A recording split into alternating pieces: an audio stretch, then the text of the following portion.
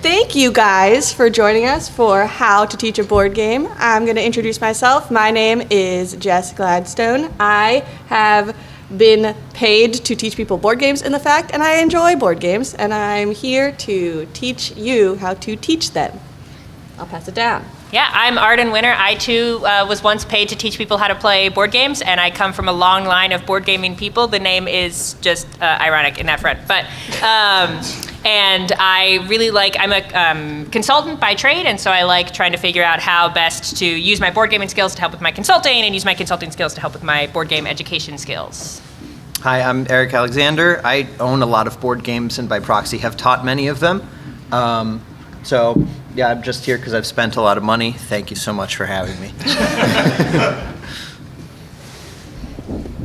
Hi, I'm Lauren. I get taught a lot of board games, so I'm like a little guinea pig to all of these people. And I'm Brian Joyce. I'm the third person who's been paid to teach board games.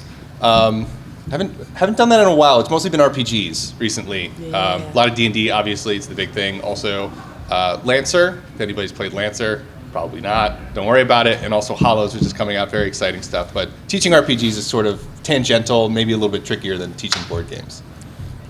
Definitely. Awesome. So, has this ever happened to you? Explanation of board game rules peppered with reassurances that it will be fun. Because that is definitely something that I have done before. Our goal here is to make that not happen, okay? Yeah. So we're here to teach you some strategies and some ways to make even learning the board game fun. So, big thing to get started with when you're teaching people board games is to know your audience. So, say for example, you're teaching elderly family members how to play a board game. You may not necessarily be like, okay, this is a turn-based strategy drafting game with tile placement elements and resource management. They're going to look at you like you're from Mars. Instead, tell your audience things that they will need to know based on things that you assume they will know. You can ask ahead of time if you want to be polite about it, or you can just figure out, okay, well, this is like this game is a good way to start things off. If you're starting people on a resource management game, you could even be like, this is like Settlers of Catan, or this is like this, or these elements, just so you can bring people into a good frame of mind for getting started with teaching the rest of the game. All right, and this is probably one of the most, actually these are all super important. Yeah. I don't want to, knowing your audience is actually super important, but once you've figured out what game you're going to play, what game you're going to teach your audience, you need to know how to play this game. And this is a perfect opportunity for self-learning. You're going to teach yourself the way that you need to be taught, because you need to be a master at it. So read through the rules, obviously, read through like any FAQs, quick startup guides they have. If you need to watch a YouTube video in order for you to learn a game, watch the YouTube video. If you need to set up the game and like solitaire it, pretend to be 4 people playing through the game just to see how the game actions work, do that. This is your opportunity to learn. And more importantly, as you're learning, think about the things that you're thinking of. What sort of questions do you have about the rules? Like if something happens and you need to go back and check the rules, make a mental note of that. Because when you go and teach that, your players are probably going to have these same questions, they're going to run into these same problems. This is an opportunity for you to make a mental note and sort of cut them off during the teach so you don't run into problems later on when you're actually playing. One of the other reasons why reading through the whole rulebook is really helpful is because one of the worst structures of providing information when you're trying to teach someone a game is to read them the rulebook. Because a lot of times the way a rulebook is structured is helpful and informative, but it's not the easiest way to learn information. And it's also, importantly, not the most fun way to explain information. So we like to think of it, if any of you pretended that you were into journalism and were like on your high school newspaper staff or something similar, you might have heard about the inverted triangle of news writing. And we think that this is helpful for teaching board games as well, where you give information to people only as it becomes relevant, and you start with the top level headline that's going to be the most interesting and exciting. So similar to the, explaining a game as this is a turn-based strategy game with tile placement and territory control, That is not a fun way to explain a game, as opposed to you are an emperor trying to conquer the lands around you, trying to fight off neighboring nations, and that means that we're doing some territory management and tile placement. So you can explain the game with that cool, fun news headline, and only explain things as they become relevant and as they're understandable to your audience. That also means that if there are really niche corner cases that aren't going to come up until you're halfway through the game, you might not need to explain them until you are part of the way through the game. So if you're playing something like Betrayal at House on the Hill, where the first half of the game and the back half of the game are very different, and most of the decisions that you make in the first half don't impact the second half that much, you don't necessarily have to explain fully how the haunt works in Betrayal. You can say, we're a team of ghost hunters, we're going through the house. Here's how going through the house is gonna work. At some point, something spooky will happen, and then one of us is probably gonna be a traitor, and we'll talk more in detail about what those rules are. But you don't need to fully explain all of the haunt mechanics at the beginning, because by the time you get to the second half of the game, everyone will have forgotten, and it will be distracting for folks, and they might not understand all of the info that they would need to really have an informed entrance into that haunt portion of the game. All right. Let me get my notes real quick. Let me see what This is where I'm Lauren comes gonna in clutch. say. So if I did my whole presentation like that to you guys, staring at my notes, talking about what I'm gonna say, looking for stuff, it's kind of boring. But sadly, there's going to be a moment where I'm going to need to, say, check the rule book or do something. And one way to keep your friends involved and at the table and not, playing on their phones is to distract and involve them. This is my fine friend Lauren right here, and she is distracted by everything. I'm sorry. It's true. So when I'm doing a game like this and I'm gonna have to explain something to her in detail, maybe I'll give her some cards to shuffle, maybe I'll give her some tokens to sort, like money tokens to sort, where they don't really need to be sorted, but they could be, and then they're doing something. Or another great thing is snacks. Snacks really help keeping people interested, doing something, but not so complicated that you're not listening to someone explain the rules to you. Off their phone and at least partially engaged. Exactly. Yeah. Don't want them to look at the content rectangle. No. Because there's content in there and they won't pay attention to the board game. You get stuck in there. Yeah. Content TM. Yes. There's one right here. All right, so in order to explain in more detail kind of how we would structure this teach, I'm going to give you a really shorthand explanation of how to play Vlada's game Galaxy Trucker. So if you have played, this will be interesting for you because you will know all the details that I'm skipping. And if you haven't, at the end of this panel, you probably still won't be able to play Galaxy Trucker, but you'll be closer than you were before.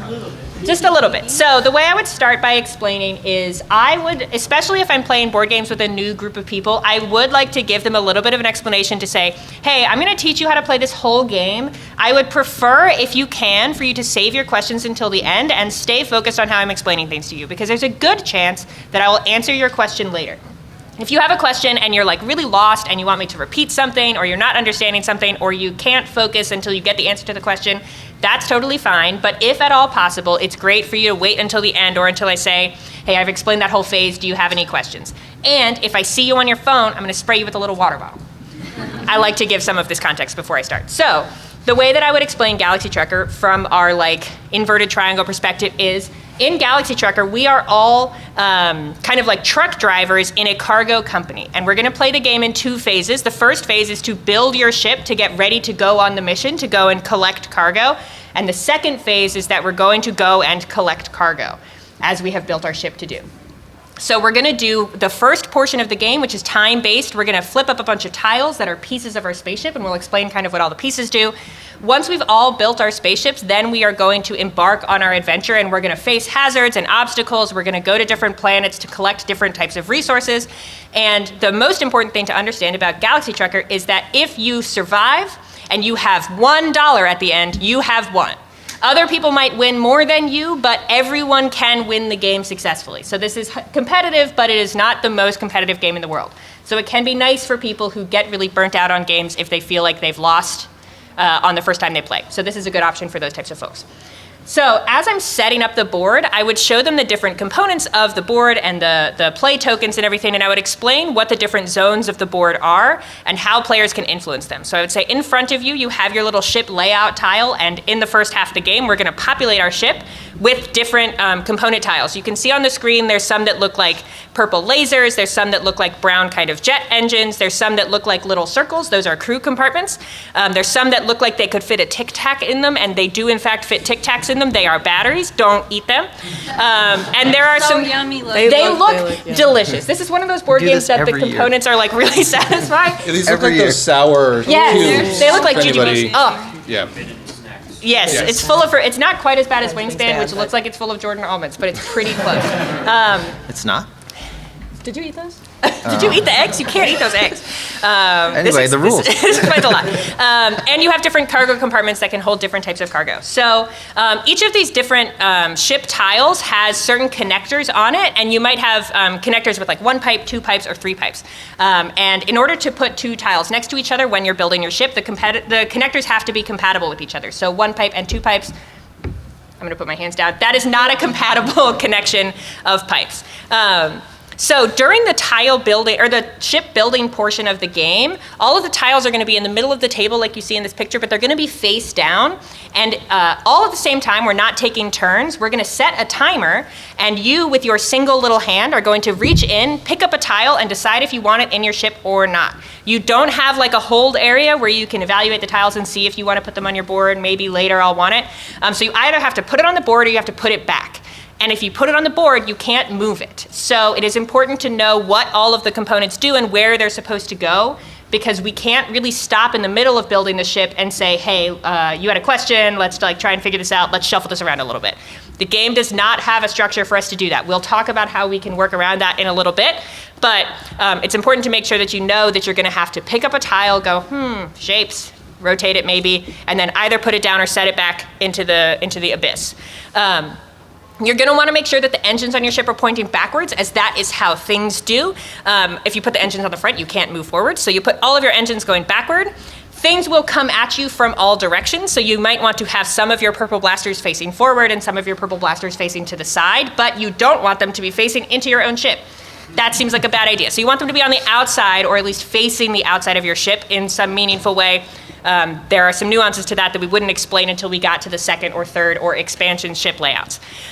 You also want to make sure that if you have blasters or engines that have the little green components that are the same color as the batteries, the green elements on them, those are like mega blasters or mega engines. I forget what the game calls them because I'm not looking at the rules right now. They require batteries to work. So if you're putting a lot of these super powerful guns, you also need batteries to power them, otherwise they will be useless. You also want to make sure that your ship has crew, because otherwise you can't make the ship go.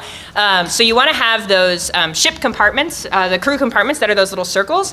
Most of them house human astronauts. Some of them can house aliens that have powers that I won't explain in this presentation, but we would talk about when we got to the point where we're talking about how you calculate blaster and engine score. But aliens and humans cannot live together on account of, I think they explain it as like atmosphere. They need a different atmosphere in their in their crew compartments, so they have to be separated from each other. You also want to make sure that you have enough cargo compartments to make money, because if you have a really good ship that works really well, but you have nowhere to put the stuff, you will succeed, you won't die, but you will make no money, and that is the only way that you can lose the game. Very important to understand.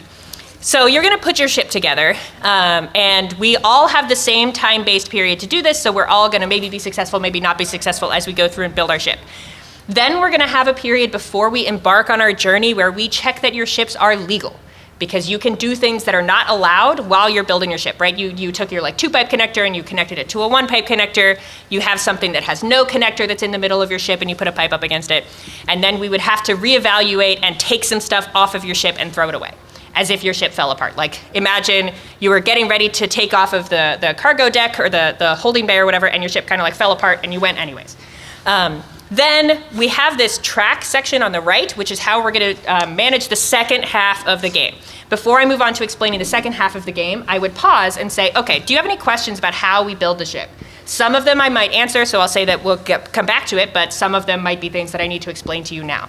So I would ask Lauren, right, like, do you have any questions? And if she says no, we would move on to the second half. And if she has a question, we would answer it now. Then I would explain the second half about how this board is a kind of metaphorical representation of our position in our convoy. We are not just doing a loop in space. I think that's helpful to explain to folks, but this is how far ahead are you of the other players in your convoy?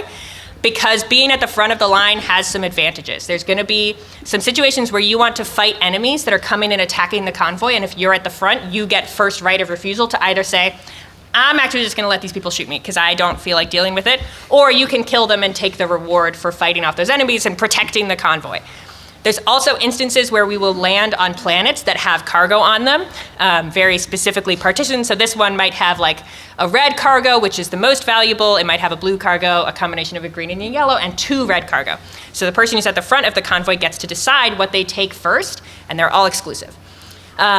There's going to be 3 kind of periods of this ship journey part, and you'll see the cards that are labeled 1, 2, 3 in that left picture. So we'll go through the things that we face might get a little more difficult as we get from the first phase to the second phase to the third phase. So you do want to make sure that you're keeping in mind, say I have a bunch of battery-powered blasters. I don't want to use all my battery in the first third of the game and then not have any battery remaining for the last section that's dangerous and there's big enemies that we want to fight. And then I would take up all of these cards that you see on the right side, and I would say these are the types of things that we might encounter as we're going through, right? I mentioned that we have some of those cargo planets, which you can see in the middle, where you see that section that's got like the 2 green cubes and the 3 blue cubes. Those are different places where our convoy is going to land, and they're going to pick up the cubes, and you allocate them in your little holding compartments. There's asteroids that we'll face, right? So asteroids are going to come and hit your ship from all sorts of directions, and if you look at your board where you've built your ship, there's like kind of a coordinate grid, and we're going to figure out where the asteroids hit you by rolling dice to get your X and Y coordinate to see what space on your ship is going to get hit by a meteor or by a laser. And you can use shields, which are another type of component that you've built into your ship, powered by batteries, in order to protect yourself from these asteroids that are coming or from laser blasters, which you see on the right side, that are also small and large laser blasters, which are blocked differently. I would explain this again if we were in the minutia of this. And then you'll also see we have this kind of enemy, which is on the third from the left, that purple card that's got a cash reward on it for beating a certain defense of their slavers or pirates or raiders and things like that, that the person at the front of the convoy can choose to hit, or if they can't defend, it'll go to the next person behind them, then the next person behind them. And then we have kind of like space events that will happen sometimes. And most of them will be kind of explained by the card themselves. So some of them will be like this card you see that's got the engine icon on it and the little triangle. That means that everyone can power their engines to move forward in position. And we go from back to front to do that. So you can decide if you want to use your battery to get ahead of someone to get the first position in the convoy, because that has some benefits, or maybe all of your engines fell off because you got hit by a bunch of asteroids. And so you would just be kind of sitting in space, hopefully eventually collecting some cargo. There's also certain events that I like to explain specifically before they come up, because when people build their ships not knowing that this could happen to them, and then it happens to them, it's very upsetting. And we try to avoid types of situations where if you had played the game literally one time, there's information that would have vastly influenced your play outcomes if you had just known that they were going to happen to you. In this particular instance, there is an epidemic that can happen on your ship where if you have 2 crew compartments next to each other, all of them die. They get really sick and they all die, but if you separate them from each other, nobody dies. So you need to let them practice social distancing and stay apart from each other in your ship. So I like to let people know that that will happen, and I might say other events we'll explain as they come up, but this one you have to know about really far in advance, and I don't want you to have that occur and you get surprised or upset at the end. We really find that that type of explanation saves a lot of heartache and lets people feel invested in trying a game again when they don't feel punished for not having played it before when you have in fact played it before. So then we would go through kind of a sample turn a little bit. Galaxy Truck is a little tough to do a sample turn just because, again, we can't really sample build a ship except by taking all of the time to build a ship. We'll talk a little bit about, again, how we kind of manage to make that teaching experience happen without fully having to like play the whole game and then be like, okay, but that one didn't count. That was our practice run. Now we're going to start over. Because sometimes that's helpful, but sometimes it's not. So now that we've got everything kind of explained, I would make sure again that everybody understood how to win, which in this instance, I start the explanation because it's really easy.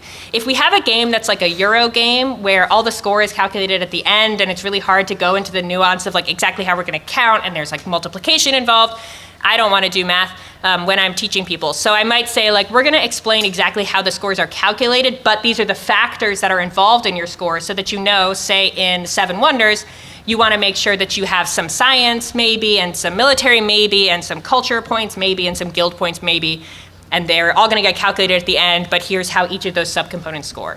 So you want to make sure that people have enough information to guide their decision making without fully overwhelming them at the beginning with saying like, okay, now I'm going to show you how all of the calculations happen, and I'm going to get my abacus out on the table before we've even had a chance to play. This game, however, the win condition, again, is very easy. We say, if you have any credits at the end, you win. There's some nice points that we can get for having the most beautiful ship or having the first position in the convoy, but generally, you either win or you lose, and we could all win and we could all lose, depending on how badly this goes for us. I just want to say that when we were being financially compensated to teach board games, our kind of, like the premise was we pitch you on like 3 or 4 board games in like 90 seconds and then teach you an entire board game in 5 minutes. We would never pick a game like Galaxy Trucker, but Arden just taught you guys 90% of the game in about 6 minutes. So we still got it. We still got it. Yes, it's been a minute. But let's say everything goes perfectly. Let's say the teach goes perfectly. The questions come in, you answer them, you feel confident. But the one thing you can't teach is experience. I have 2 examples up here. If you played Galaxy Trucker, you can see that the ship on the left is the worst ship that you could ever build legally. I've already kind of explained all the bad things that can happen with building a ship. And the ship on the right is a pretty good one. I just spent time actually just building a ship. I didn't put myself on a timer. I could never probably do that under the time pressure that Galaxy Trucker puts you in. But that really, really bad ship is legal. And a player might, as we start going through the cargo phase, realize their ship is really, really bad and feel really, really bad about it.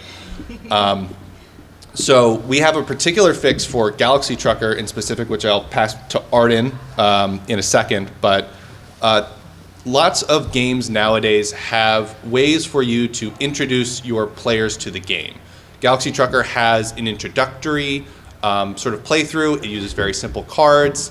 I don't think the epidemic is in there, so like if you make that, if that mistake doesn't get taught for some reason, of putting 2 crew compartments next to each other, you won't get punished for it. Big games like Mage Knight, also another lot of Chivatal. We should just teach him, I think. Has a full-on tutorial scenario where the teach is part of playing the game, whereas you go through the steps of the game, you are literally just teaching the rules as they come up naturally because the game has sort of been pre-programmed to show you exactly the things that, they'll come up exactly when they need to, right as you're explaining the rule. Some games will lend themselves to actually taking a sample turn. We mentioned that a little bit, where you just like roll the dice, draw some cards, see what happens, make a decision, and then easy. With the premise sort of being, okay, at the end of that turn, we're going to kind of vibe check everybody. Did everybody feel like they knew what they were doing, what was going on? Do they have any questions? Did somebody feel like they made a strategical mistake? Because, as much as you feel like you want to teach strategy as you're teaching the rules, kind of, you don't want to like give your players like the golden ticket to winning the game, because they might not even be there yet. They're still trying to get this fundamental understanding of the rules. They're just trying to get up on their feet. So teaching them like, here's your chess openings, as, they're still trying to figure out how horsey move. Like, that's not really fair to them. So for Galaxy Trucker in particular, I'm going to hand this over to you because it's been phenomenal. Yes, this is my favorite way to teach people how to play Galaxy Trucker, because once you've played Galaxy Trucker a bunch, especially if you have the expansions and you've played it a lot and you've really like broadened the 5th chamber of your mind to understand how to be really good at build a spaceship, it can get a little boring to play Galaxy Trucker's first ship, first basic scenario over and over again. But it would be really uncharitable of you to say, okay, we're going to use all of the expansions in the big box, the big anniversary box of Galaxy Trucker, and you will just figure it out, my guy. And when you build your ship, you might build this ship that Brian has shown in his left picture that like technically didn't break any rules, but is atrocious. It's really bad, this ship. You did a really good job of making the worst possible ship, right? Truly terrible. Truly terrible. And It looks good though. It's got guns, it's got engines, it's got shields. And just none of it is right. It's Yes. like the uncanny valley of Galaxy Trucker ships. So what I will do, especially when I'm playing with, some people who are board game savvy, and then one or two people who don't play that many board games and don't always learn a board game as quickly as other people, or who just are inclined to get frustrated. Say my mom. If my mom and I were playing Galaxy Trucker, what I would do is I would say, we're going to build our ships. You should build your ship however you want. We'll then check to see if your ship is legal or not. And then we are going to switch. I will fly your ship and you will fly my ship, so that the person who's new gets to have the experience of a ship that's pretty well built, that is not going to fall apart immediately if you get hit by an asteroid, that has enough room for you to take on enough cargo to guarantee that unless something goes horribly wrong, you will win the game at the end. And I get the experience of everything falling apart and going, the whole time, which again is really fun. And you can make some decisions as you play through with this type of ship to do better, I guess. You can optimize your battery usage. You can try to optimize your speed to get in the front so that you can get as much as you can out of your run. You can try to be tactical about when your ship break in half, what half is good, which is one of my favorite decision points in this game. And it means that everybody for that first run gets to have a more fun and less stressful experience. Because I, as a person who is kind of like a people pleaser, I don't want to teach my friends a board game and then watch them go, for 90 minutes. That kind of sucks. It makes me feel like a bad person, even though they asked me to teach them the game.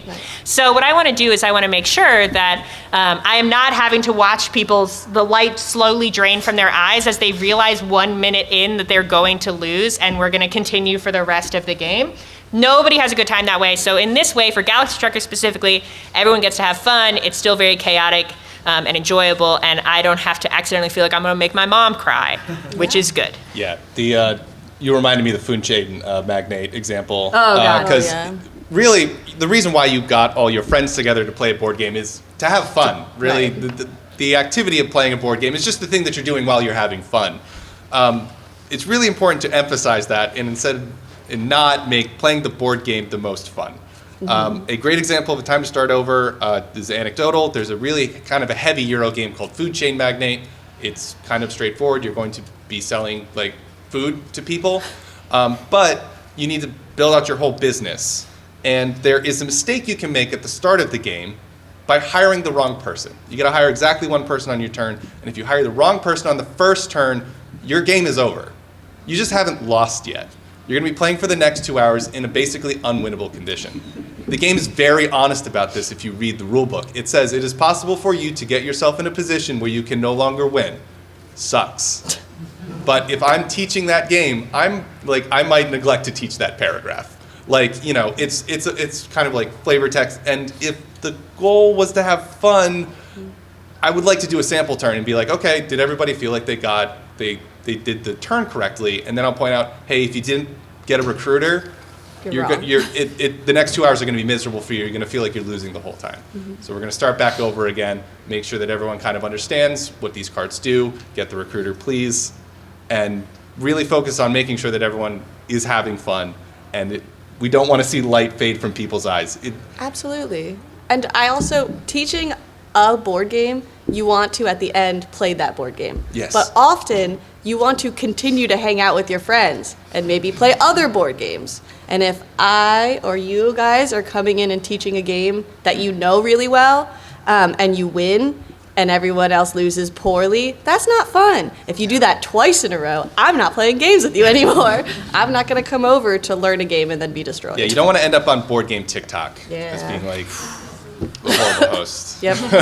This is also why I've only ever played Scythe once, because Scythe is a really long game, and I realized at the beginning of my second turn that I was going to lose, but this was a long time ago before we made this panel, and so I didn't have the vocabulary to say, hey, can we try again? Because I made a whoopsie, and I have done such all my guys. Yeah, right? I did such a bad thing. So then I just sat there, because it's bad sportsmanship to quit in the middle of a game that does not have a mechanic for you to quit in the middle. So I just sat there going and I took my miserable little turns doing my miserable little nothing activities that were not productive.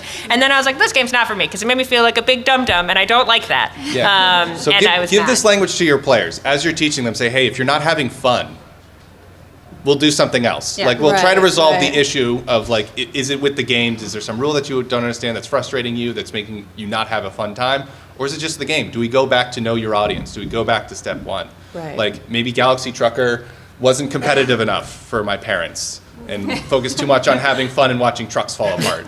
Like, Or maybe it was too time sensitive and it was causing someone anxiety doing the drafting and making your. yeah. That's just they not have the a- right they- game they're- for they're those just friends to terrified of play. egg timers. I hated egg timers. I don't understand them. Or How's one the of your sand do players is that? a trucker and doesn't want to be doing this in their off time. Yeah, right. They don't want to be working and Galaxy playing. notwithstanding, Yeah, that'll what be if a he's career in nitpicking 30 the years. Galaxy truck the whole time? Like, You couldn't do this? Well, I don't know. You got your CDL? Is that diesel?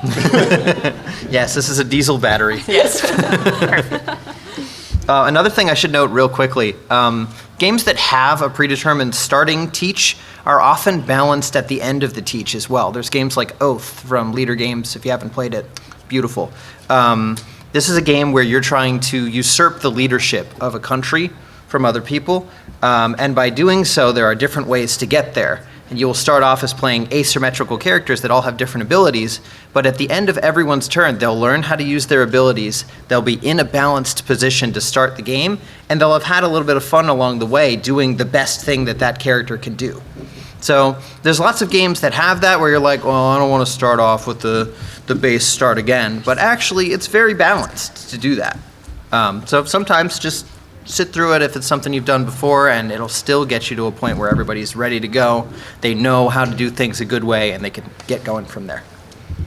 And actually, if you can't get everybody in the same place for a variety of reasons, there are other ways to get folks around the table. So, for example, this first icon here that I had to reverse image search because I don't own Galaxy Trucker is the app version of Galaxy Trucker. Yeah, it's the little guy saying, "Hi, my ship's going to explode in 2 turns." So there are digital venues for this. The downside to some of these is that, you have to, like it says, you have to keep people's focus and figure out when it's time to call it quits and go play Jackbox or something else that may be a bit better at keeping people's attention, but may be the same thing over and over. No disrespect to Jackbox, it's just a different venue. In this case, stuff like Boardgame Arena can be very good. Boardgame Arena also does have a lot of tutorials for games that are hard to teach for people, like Arc Nova. It's got a tutorial for that.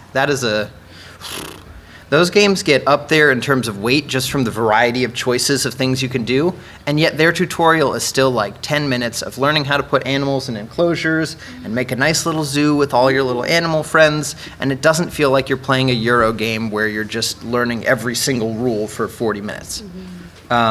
Tabletop Sim is also very good. You'll find that lots of people have made lots of questionably legal versions of board games on there. Licensing, schmicensing. Yes, I don't know that they went and cleared everything with, say, Czech Games Edition for making their little port of Galaxy Trucker, or their personal mod of Settlers of Catan where they're all people they know because they're that kind of psychopath.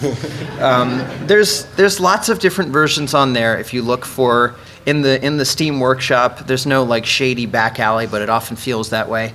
But in all of these examples, keeping everybody's focus is going to be a little bit tougher digitally.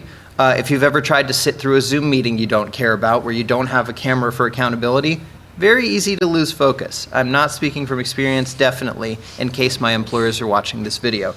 But yeah, virtual gaming is a good way to get everybody around, especially if it's with a game that you don't own, that you've wanted to play or maybe try out. Some of these venues are pretty good. I had friends play Gizmos with me on Boardgame Arena. Game slaps. Very good game. Quick little engine builder about people making fun little gadgets. The only downside about some of these virtual games is that you can't eat the pieces, but On the plus side, you can't eat the pieces. Your cat can't eat the pieces if you drop a little Tic Tac on the floor and then have to spend 20 minutes searching through the carpet to make sure your dumb cat did not eat a Tic Tac that is made of glass. And the other nice thing about playing on Tabletop Sim or Boardgame Arena or similar is you don't have to put anything in a junky little plastic bag and then put it in a box with no insert. Because there are some games... I like my dime bag of cards. Yeah, I like walking around on the street just like waving my little bag of colored cubes. But some games take a long time to set up and a long time to put away, and they take a while to teach. One of my favorite games is Space Cadets, and I was finally able to get people to learn that game after 10 years of it sitting on my shelf after one bad teaching experience, and it's really fun. It takes 3 hours to learn, and it also takes like 45 minutes to set up and 30 minutes to put away. There is a lot of overhead time. So if you can play games like that online, you don't have to sit there and watch someone go, hold on, I need to get another bag. Hold on, I think I left this in the other bag. Hold on, this is in the box insert that is under the box. It can save you a lot of the cleanup time. And some games also score really difficult in physical form. So like Gloomhaven is a game that technically does have the mechanics for you to interact with all the board game pieces and indicate like what your experience is and what things you've collected and what monsters have what status effects. It's miserable. Terrible to manage. Everything is like balanced on top of little pieces of cardboard on the table and they fall down a lot and then you don't remember what your HP was. So there's an app for Gloomhaven called X-Haven that is really helpful. If you don't want to play the full virtual version of the game, which is even easier, you can at least have something that makes it so that you don't have to do as much minutia with operating the little pieces of cardboard on the table. Yeah. Which is good for people who get distracted. It's bad for people who get distracted because then you have an excuse to look at your iPad or your phone or whatever. The rectangle, but the rectangle. Yeah, the shape. magical rectangle. But it makes it a lot easier to manage and for everyone to stay on track and not having to deal with like who is figuring out what status effect is on which monster and what bless or curse has been shuffled into their deck. Because the little man in the computer will do it for you. That's his job. Yeah, there are even app versions of games that like people really like. Say, for example, Wingspan. There's a very good Steam version of Wingspan. It has your little like each different area is fully illustrated. Your marshlands look like marshlands instead of just a little book that has maybe a picture of a marsh on it. The best thing about the Wingspan Steam version is that it plays the call of the birds that you play. Whoa. Beautiful. It's accurate, like all of the bird calls are correct. It's not just a guy in front of a microphone going, "Meh." Like it's what bird is that?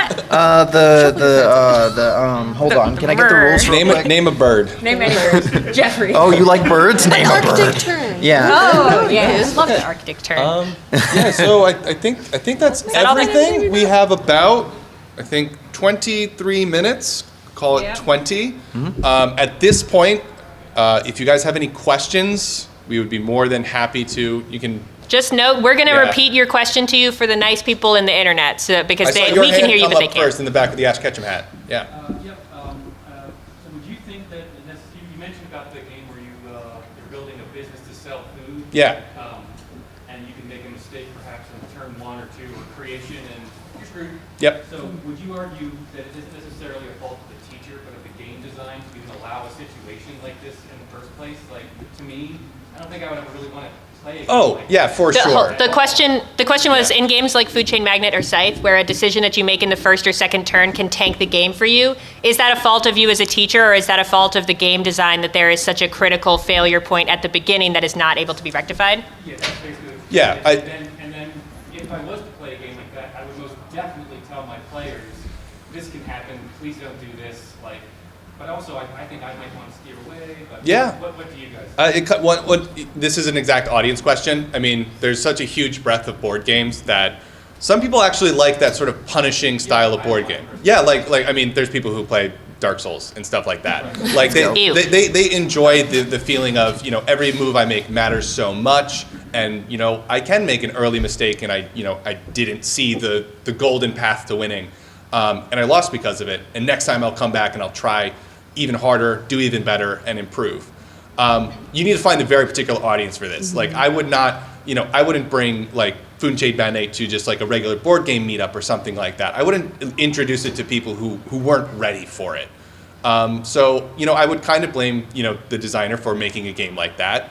And I would also blame myself as a teacher if I brought it to a group of people who weren't really sold on that. Like, it comes back to that initial pitch. Like, hey, we're going to play this game called Food Chain Magnate. It is really, really hard. I'll give you guys some strategy. And I'm telling you now beforehand, so you can either say no or do some research on your own. And I know that the people that I'm talking to are going to be in that mindset. Or hopefully they'll say no. Like, There's also some good opportunities for house rules in these types of situations where you can say like, hey, because we don't want anyone to be frustrated, we're just going to say that everyone starts the game with a recruiter and has spent the resources for the recruiter in that instance, or we're going to say that everyone took their first turn simultaneously and they all made... Everyone gets the book opening. Yeah, right. Yeah. They just everyone collectively agreed to make the decision that sets everybody on an even and functional playing field so that nobody has the opportunity to lose that.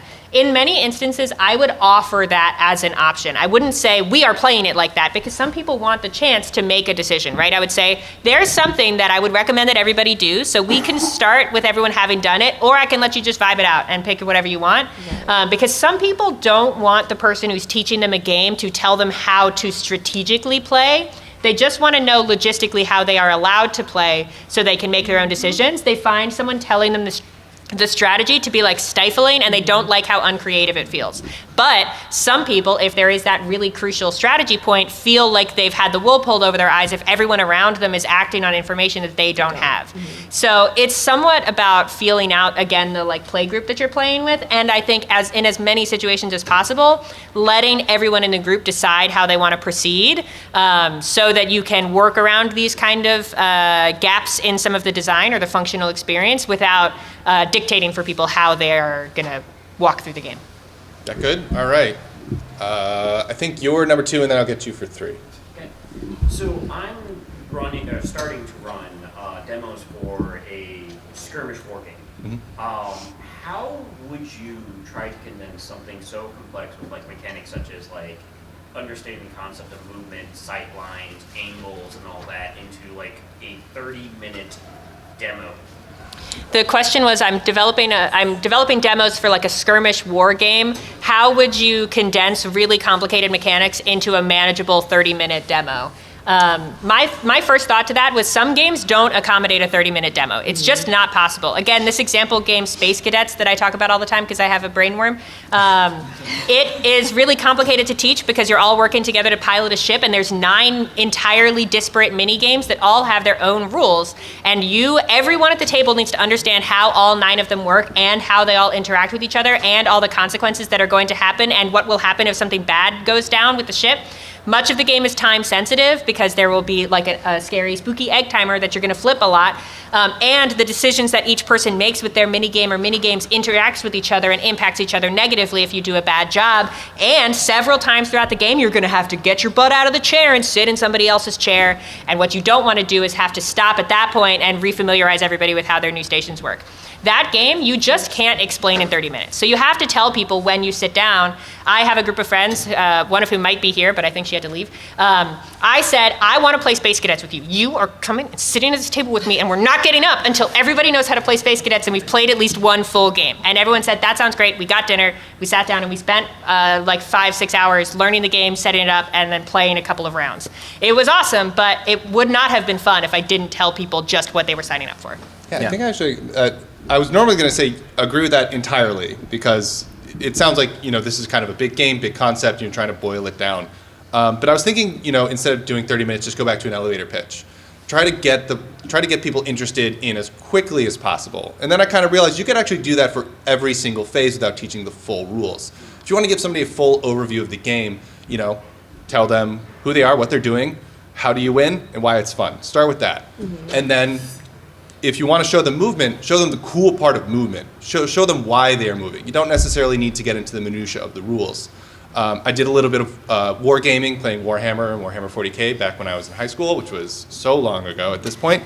But if I wanted to teach somebody how to do some shooting combat in Warhammer, and I didn't have a ton of time, I might just say you roll 1,000,000 dice, and then you just see what hit or not. I wouldn't go into the minutia of explaining the mechanics of how you hit or how you draw a line of sight or draw, break out the measuring tape and see where everything is. Unless that is the cool part, unless you have really cool mechanics for determining whether or not, so stuff like that. Think about what makes this particular stage of the game cool and highlight that. And then once you've gotten them, once you got your claws into them and they're so excited and ready to play, then you hit them with the rules. And it's too late at that point. Yeah. They're already in. They're already sold. committed. They want to play. They're excited. They're ready to have fun. If you leave now, you don't get a pizza. And you stay. I was going to say one other thing to this point also. My partner and I have tried to play Ark Nova before the magical Board Game Arena tutorial descended from the heavens and blessed us with a 30-minute quick tutorial of a 4 game on Board Game Geek. We broke it up into different sessions.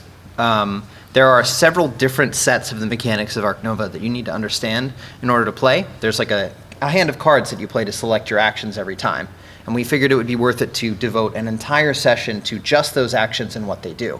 If you have, as Brian has said, if you have your claws in those players enough where they can stomach several sessions of teaching, it may be good to like review the prior session and then go into some of the extra minutia or break it up into specifically how this class of unit can move versus this class, or any other way that you would make it more digestible and simultaneously easier to teach because you remove that rolling boulder of a time limit from behind you. Basically sign them up for a brief collegiate course. There And it then is. at the end of it, they get their little diploma that says, now we can play a board game. Now we can play a board game. Now I'm I mean, gonna- if anything, hopefully we gave you some good ideas. If anything, it's important. Different idea, different idea, different idea. There are multiple different ways to teach a board game. Your teaching style is going to be your teaching style, and your players' learning style is going to be their learning style. Secretly, we in the panel are playing a board game of who has the best method, and one of us can win, but we could also all win. All right, you in the blue, you had a question? Yeah. So I was wondering if you guys could go into a little more detail about deciding how much strategy to teach. Most have been talking about sort of like infamous mimetic drone tests. The recruiter, the epidemic card, the blockade card in Twilight Struggle is another famous one. That everybody knows you're supposed to reveal these groan tests. Yeah. But I have found that with a lot of players, if you don't explain at least some of what is helping you win other than just getting victory points. An example that I always use is when I teach Dominion. The first game that it suggests you teach people in has the card Chapel, which is the best card in all of Dominion across all expansions. It's the very best Absolutely. card in the entire system. But all it does is remove cards from your deck, and a lot of beginners don't understand why that's good. Yeah. And explaining, hey, what do people think of this card, Chapel? And everybody says it looks like it sucks. And it's like, it's actually the best card in the entire game. Here's why. It shrinks your deck so your deck is more functional and your good cards come up more. Yeah. And that is like a big, and that's like a huge like gateway to being better at Dominion. Yeah, and deck battles in general. That little piece There's a lot of strategy these. to people when I teach the game, I've been very successful with that. Yeah. Do you guys have any kind of rule of thumb for kind of deciding which things like that are good when you're teaching a new game? Yeah, so I personally... The question. Oh, sorry. Yeah, sorry. Yeah, the question was broadly, how do you decide how much strategy information to communicate? Like, if there is one card that's the best in the game, based on like a lot of people who have played this game a lot, do you tell the players, or when do you decide to give or like hold back that info? So just to think about before you even determine when you're going to say these things to your players is like a great thing to remember, to know your audience. Because if I'm playing this game with players that have played a lot of deck building games, I don't need to necessarily have that, because I'm pretty sure that they understand how good like cutting down their deck would be. If I was playing with someone who this is their first deck builder, they don't really understand that, then maybe I would mention it. But it's kind of difficult. You never want to tell people exactly how, you never want to play the game for someone, you know? Maybe you would say like, I love this card, it makes my deck so much faster, and explain how it works for you. I wouldn't necessarily say, this is the best card, you need this card, if you don't have this card, you're gonna lose. Because maybe they won't, who knows? And they're there to have fun and to be creative and to use it or not. But you don't necessarily want to explain exactly what is the best or what is... There's some joy in that act of discovery. Of Exactly. being like, oh man, 100%. my deck being thinner means I get my good cards more frequently. Right. Like, and you know, some people need to be told that. Otherwise, they'll never get it. They'll have a 40 card stacked deck and be like, it doesn't do anything. Yeah. Yeah. But some people really enjoy that feeling of discovery. So, if you're just playing with strangers, it's going to be really tough to gauge whether or not you want to actually give them the strategy, tell them, hey, this card is good, here's why, or this card is good, figure it out on your own, or, hey, here's a card. Like, I think- where you want to end up. Yeah. For me, it also depends a lot on whether or not gaining that information midway through the game lets you recover. Right? So like in the case of Dominion, I could realize that everyone who has a lot of chapels is doing way cooler stuff than me, and I can see why. I can see them every other turn playing a good combo, or like having a pop-off turn where they get lots of buy. and lots of action because they've got a really thin deck, and I can say, oh, cool, and I can buy a chapel at that point, versus some of these things that are point of no return. If you didn't do this thing, sucks. So for me at least, if there is that point where you could never proceed successfully and fix your mistakes, I would want to tell people. I really shy away from saying this is the best thing to do when all of the options are presented equally. Like in Seven Wonders, I think there are some like mathematically easier or harder ways to win, but there are many ways to get victory points.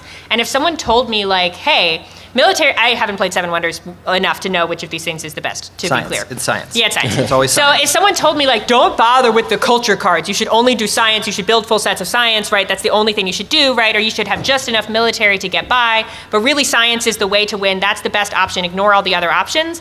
I would feel really limited, like I was not actually making any decisions. It would feel like someone else was, like, puppeteering me through the game. Yeah, it cheapens the victory. Yeah. And also, weirdly, worsens a defeat if you feel like your Yes. hands were tied the I whole would do time. the opposite Yeah. out of spite. Exactly. Right. Me too, and then the game would be Sorry over. for and that. I Yeah, was that PDA experience.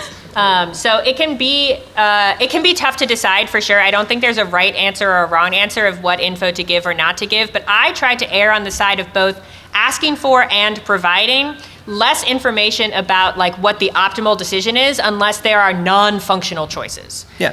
Or ask your players. Yeah, you This can also could say be- like how much guidance do you Yeah, want? like because some of us who play deck builders may want to have a huge deck for no reason other than to be like, hey, look, this still works. You have 5 cards, I have 45, and I just kicked your ass. Look So, how figure it big out. my pile is. Yeah, Look once at again, it's kind of a Kyle. nebulous thing, but do you Hard, maybe have a hard. better idea of how to approach things? All right, do we have any other questions? I think you Several. were next, and then we'll get you at the end if they're quick. I think we have time. Sure. And obviously, once we're done, we're going to hang around for like a little bit, so if you have a more personal question about board games. Yeah, about Board board games. games. Thank Yes, you. Board games about only. board games. No This has personal. been a problem before. Oh yeah. How would you recommend navigating the situation where you're playing a game and players can take a pretty wide variety of useful actions from like the beginning without having their eyes just glaze over? Because you don't want to necessarily leave out information from what they can do. The Feast of Odin but you problem. don't wanna- What's that? The Feast of Odin problem of Yeah, pretty much. option overload immediately Right. at the start. Yeah. Yeah, how do you deal with games where there's lots of actions for players to take from the beginning that are all kind of pretty viable without feeling like you have to explain 17 choices and be like, here's all the 17 choices you could take with your 4 workers in like Lords of Waterdeep. Like here's all of the places, and you do kind of need to know how all of them work. Part of that comes to that like explanation of like I want to explain just the fun parts of all of these actions, and then we'll go into some detail before we actually start playing of like, oh, you can get a new lord, you can go and gather these resources, you can cop on this spot and talk about it in like broad detail, and then get more specific to say, okay, now that we know all 17 of the actions names and where on the board I take all those 17 actions, I do have to give you all the detail. In terms of which of those are the most recommended, if all the options are viable, I would not give recommendations. I would show a demo turn where I'd be like, here is one combination of actions that I could take on my turn that is a viable combination of actions. I might say briefly at the end of my demo turn, I could have instead done actions A, B, C, and D instead of what I showed you, which was G, Q, F, R, right? But I wouldn't necessarily say, like, I'm going to show you the best turn, or all of these 5 actions are good and these other 4 actions are like less good, and then these 3 actions are like kind of good. I would present them at equal weight. I would also tell people at the start of explaining that game that it's going to take a minute. Yeah. Because if you tell people we're going to play a board game, it's going to be really quick, I'm just going to explain to you how it works, and then it's 90 minutes before they touch the cards, people will be frustrated. So if you say this game is going to take a while to teach, is that cool? Are we all in the mood to learn a game that's going to take a little bit longer, or do we need to play something that's like a little bit faster to pick up? Like if we wanted to play a word game, I would maybe say let's play like Fiction, which is like kind of Wordle plus. But I wouldn't say if people are not focused and ready to pay attention to a lot of explanation of a lot of mechanics and actions that are equally viable, I would not say let's play Letter Jam, because Letter Jam is really hard to learn and really complicated. There's a lot It's of my white pieces. whale.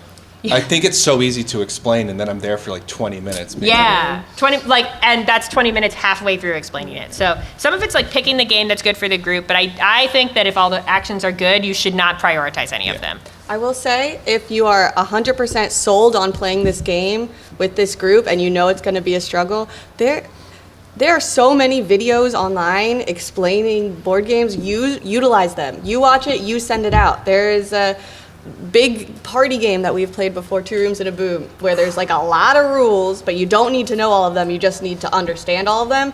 And when I send out the party invitation, I send out the YouTube tutorial as well. And it's your responsibility to watch this before you come. I'll re-explain it, but if I have to explain every single one of the like 32 cards we're playing with, we're gonna be here all day. There is homework. It will be checked. Sometimes there's homework. Because there are 20 of you. You will be tipsy at least. At least. In advanced strategy, and this will be depending on the game, you might be able to back into the actions. Go by the outcomes first. Like, let's say for Feast of Odin, you need to make sure that your Vikings are fed. And you stress how important food is. You make sure that they have time to feast at the end of the season. And then you say, okay, so in order to get food, you can fish, farm, or hunt. And then you can kind of explain the differences between them. But if you keep them, like, based on their outcomes, you can allow your players to sort of mentally group them as you as an advanced player, someone who knows the game, might already be doing. Being like, okay, I know I need food, so here are my 3 options, and give it to your players backwards, being like, they need food, here are their 3 options. Try to get them thinking in a way where it is broken down into smaller, more manageable chunks. And then, the decision is, do I need money? Do I need food? Okay. Then kind of work down a tree. Make like a flow diagram for them, instead of being like, here's all your options and here's how it all flows up to you winning the game. We have time. Yes, yeah.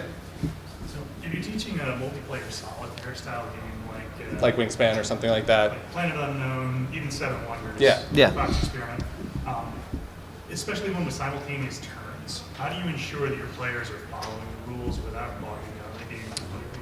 The question is, when you're playing a multiplayer solitaire game where everyone is taking their turns at the same time, totally independently and not really interacting with each other, how do you make sure that everyone is following the rules the whole time when you can't be kind of, babysitting's a mean word, but you can't be like overseeing and making sure that they're doing things correctly? Yeah. How do we stop people from just grabbing all the towels in Galaxy Trucker And eating them. Don't play with me. I think that there's kind of 2 options that you can take here. One is when you're playing those games, you can have both like a demo turn where you are narrating the turns to each other, and then you can have a like open hand kind of turn where everyone plays their turns, but is showing all of their information, right? So everyone has their hands face up on the table, and you are like checking in with people as they go to say, hey, actually you can't do that, don't do that, like this is we have to do this differently, and like slow down the pace of the game. Seven Wonders is a little like simple enough that I think you shouldn't need to do that, but some of these solitaire games are really hard, and so it can be good to say, hey, I'm gonna take my hands off the reins eventually, but you are going to accidentally misplay in ways that we can't recover from. Mm-hmm. Like you might reveal information to me at a time that makes it impossible for me to continue to play with you because I've learned information by your incorrect actions that I shouldn't have, and it can be really hard for us board game people to like put that away, right? Like it's hard to unlearn stuff that you've learned. Mm-hmm. So that is one option, right? To say we're gonna take some slow time at the beginning. The other option is to accept that people are accidentally going to break the rules and say like, hey, we'll score this at the end, but we're gonna accept that like between the 5 people who are playing, 4 of them have never played before. Some people are gonna do stuff that was against the rules, and we just are all gonna agree mutually with explicit communication that we're kind of okay with that. Mm-hmm. And then at the end, we can talk about like, hey, why it was wrong. Yeah. Like why it was wrong. Like I can notice that someone is doing something incorrectly, they're not paying resources appropriately, and I can be like, hey, you're not paying your resources appropriately.